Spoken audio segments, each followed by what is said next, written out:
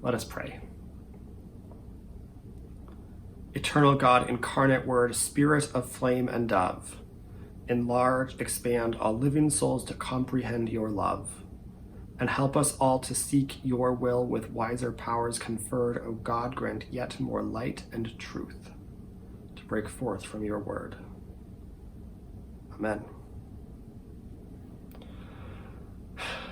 Parables are tricky things. I think sometimes we get parables confused with fables. Now, normally I approach Wikipedia as an all-knowing oracle of truth, and it suggests that the main difference between a parable and a fable is that parables don't feature plants or animals or forces of nature that have assumed human characteristics such as speech. And no offense to Wikipedia, but I disagree. Theologians and scholars of the New Testament tend to view parables, or at least the parables of Jesus, with a bit more nuance. Whereas fables tend to have a clear moral, a definite lesson that is often explicitly stated at the end of the story, the meanings of parables are usually trickier to tease out. Take, for example, a story that I grew up with, a story about the bear and the frog. It's told, or at least the version that I know, by Joe Hayes, a storyteller from Santa Fe who tells stories largely inspired by indigenous and Hispanic folklore of the Southwest. Now, I'm going to try and tell the story a little bit, but I don't have nearly the storytelling skill that Joe Hayes has, so you should look up the video of him telling the story. I think if I do this right, you should be able to find that video by clicking the I in the upper right-hand corner of this video. Anyway, this is a story about the time way back at the beginning of the world, when the length of day and night had not yet been fixed. There might be 8 long years of nighttime, followed by only a few short days of light. And that was hard for the first animals. The animals who came out at night loved the long periods of darkness, but they didn't know what to do during the days. And the animals who preferred the light didn't like it any better. They needed the light to find food and to explore, and the long, unpredictable nights made it hard for them to take care of their families. So, one day, Eagle flew up to tell the sun that a lot of the animals were unhappy and wanted more daylight. The sun wanted all the animals to be happy, so she told Eagle to gather all of them together in one place and to bring them to an agreement. At first, every animal had their own idea about how much day and how much night there should be, but eventually the animals came together around 2 ideas. The nighttime animals were represented by Bear, who roared, 10 years of darkness, 1 day. And the daytime animals were represented by Frog, who croaked, 1 day, 1 night. The daytime animals and the nighttime animals just could not agree. So, Eagle flew back to the sun and told her that there were 2 competing ideas. The sun decided that the daytime animals and the nighttime animals should have a contest to see which idea would win.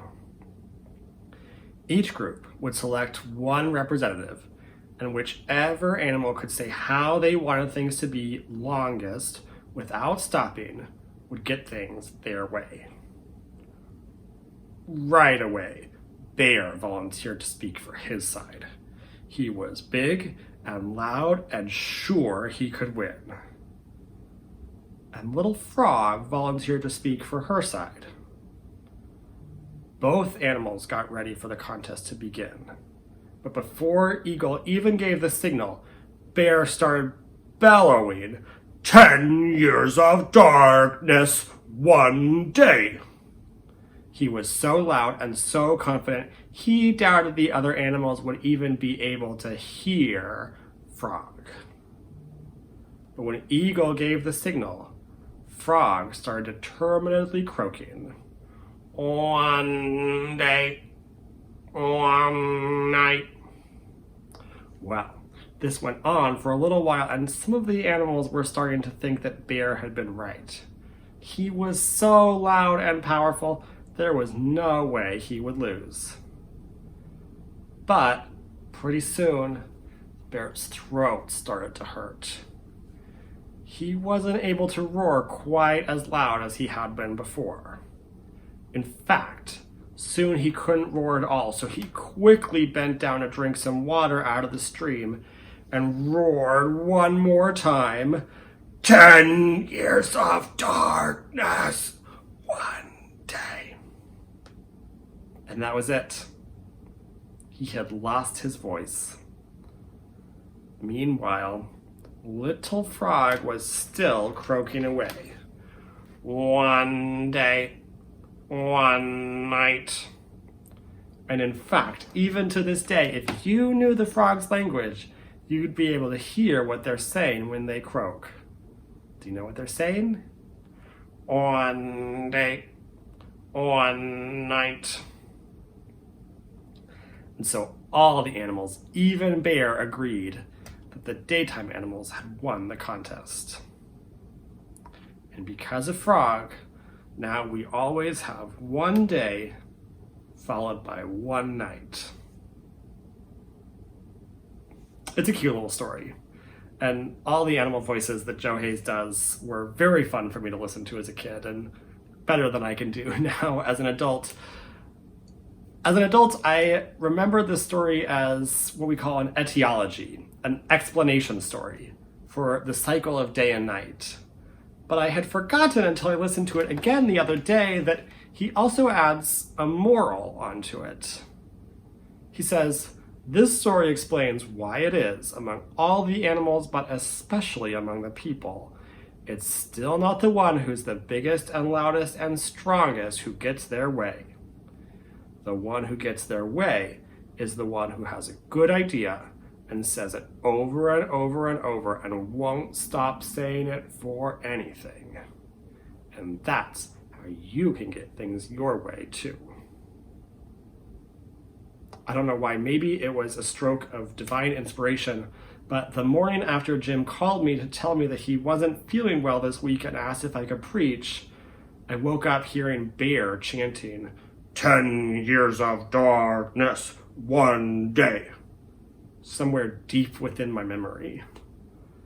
So on an impulse, I listened to a recording of Joe Hayes telling the story, and when he got to that moral at the end, it was like lightning had struck. I knew exactly what scripture I wanted to preach on. In that moment, it seemed like this little fable was just like Jesus' parable of the persistent widow from Luke. And then I read the parable and didn't quite match up the way I wanted it to. Because while the story about Bear and Frog wraps everything up in a neat little bow with a clear and nice moral, the parable of the persistent widow provokes at least as many questions as it answers. In Godly Play, which is the religious education model we use here at St. Andrews, alongside sacred stories, liturgical actions, and silence, parables are one of the 4 genres of religious language that we use. If you've heard me preach before on Godly Play, or if you've ever been exposed to Godly Play as a student or a teacher, you might have heard the wondering questions we use to prompt children to reflect and make meaning when we tell them sacred stories. There are similar but different wondering questions when we reflect on the parables with the kids. The fundamental wondering question about the parables is always, I wonder what this could really be. This question implies that there is more to the story, more to what's real than what we immediately perceive. That's why we use flat, 2-dimensional images to tell the parables, rather than the 3-dimensional figurines we use for sacred stories. The parables are a canvas for us to project our imaginations onto, and that's why Jesus was usually so reticent to explain the parables to his disciples. One of the questions we often ask the kids about the parables is, I wonder what this person's name is. It helps the kids build a bridge of meaning between their lived experience, and the story that we are playing with. And I found myself wondering the same thing as I encountered the parable of the persistent widow this week. I wonder what the widow's name is. Maybe she's named Roxy Washington, and she shares a name with the mother of George Floyd's 6-year-old daughter. Maybe she's named Geneva Reed Veal, like the mother of Sandra Bland. Maybe she's named Juniah Palmer, like Breonna Taylor's sister. Maybe she's named Brenda Ramos, or Sabrina Fulton, or Gwen Carr, or Lucy McBath. And then I wonder about the corrupt judge. I wonder what his name is, this man who feared neither God nor his neighbors. Maybe he's named Donald Trump, like our president who invoked George Floyd's name to tout unemployment numbers. Maybe he's named Brian Manley, like Austin's police chief whose officers shot Justin Howell, a 20-year-old protester, in the head with a lead pellet bag, sending him to the hospital in critical condition. Maybe he's named Daniel Williams. And I wonder about all the people who aren't in the story. I wonder about all the people who are conspicuous only because they're absent. I wonder why this woman is going to the judge every day all alone. I wonder where her friends are. I wonder where her family is. I wonder where advocates for justice in her community are. In the Bible, widowhood is often used as an example of people who are both economically disadvantaged and socially isolated. Often mentioned in the Old Testament alongside orphans and foreigners, widows represent those who have no one else to care for them and who must rely on the community and on God for support. In the patriarchal society in which Jesus was telling this story, women had no inheritance or property rights. When a woman's husband died, she had to turn to another man to support her financially, either her father, or a brother-in-law, or a son, but many women couldn't find any support from any male relatives, and so were left completely alone and reliant on the broader community. So the widow in this story is likely very much alone. Some commentators have observed that it's unusual for a woman to be pressing her case herself in front of the judge at all. Normally that would have been done by a man in this patriarchal, male-dominated society. This fact underlines exactly how alone she was. Without anyone to speak for her, without anyone to support her, without anyone to accompany her or join their voices with hers, without anyone to gather around her in solidarity, this persistent widow showed up day after day after day, demanding justice. As the progressive rallying cry now goes, nevertheless, she persisted. And ultimately, against all odds, she prevailed. Like Frog in the story, she won not because she was the loudest or the most powerful or the strongest, but because she wouldn't give up. Now, I think that in and of itself is a word for us today. When the movement for Black Lives first started taking shape in response to well-publicized killings of Black people by police and vigilantes, we heard the phrase, a movement, not a moment, a lot. It was used to remind us that the work of justice is a marathon, not a sprint. The mass protests are often a critical part of the work for change, but that the persistent work that follows them is just as important for transforming the world around us. Now, we couldn't take our eyes off the prize. Facebook gives you the option to add a frame to your profile picture, and this week, as a small act of solidarity and support, I opted to add the words Black Lives Matter to a picture of me and my fiance, Austin. As part of that process, Facebook asked me when I'd like the system to automatically revert back to my normal picture. It gave me some options, a month, a week, a day. In essence, what it was asking me was, when will I no longer want to have my identity on social media tied to my support for Black lives? It's a hard question to answer, because it's hard to believe it right now as protests in big cities and small towns all across the country still dominate our headlines, but Black Lives Matter will soon not be the thing that we're all talking about. Someday, possibly soon, Donald Trump will say or do something else offensive. The presidential race will heat up. We'll have a new wave of coronavirus news. And for many of us, especially those of us who benefit from white privilege, our attention will understandably be diverted from the moral crisis of white supremacy in this country. Maybe you'll bring the Black Lives Matter sign in after it gets beat up by hail, and you'll forget to put a new one out. I'll change my profile picture and I'll forget to add the Black Lives Matter frame to it. We'll all stop going to demonstrations quite as regularly, and eventually they'll stop being scheduled.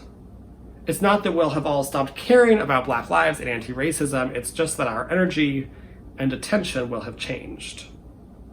And I think that moment, even more so than this moment, is when we need to remember the persistent widow. She's been forgotten by her community, abandoned by the men who had the power to help her situation. But she doesn't have the luxury of giving up. And so she doesn't give up, she shows up.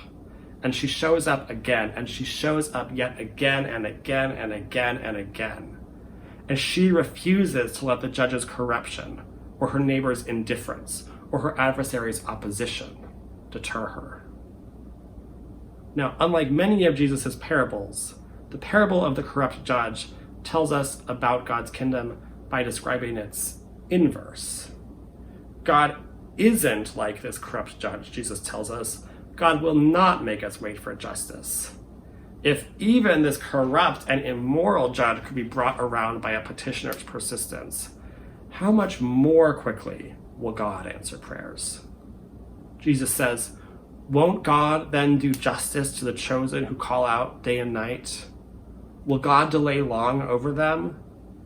I tell you, God will give them swift justice.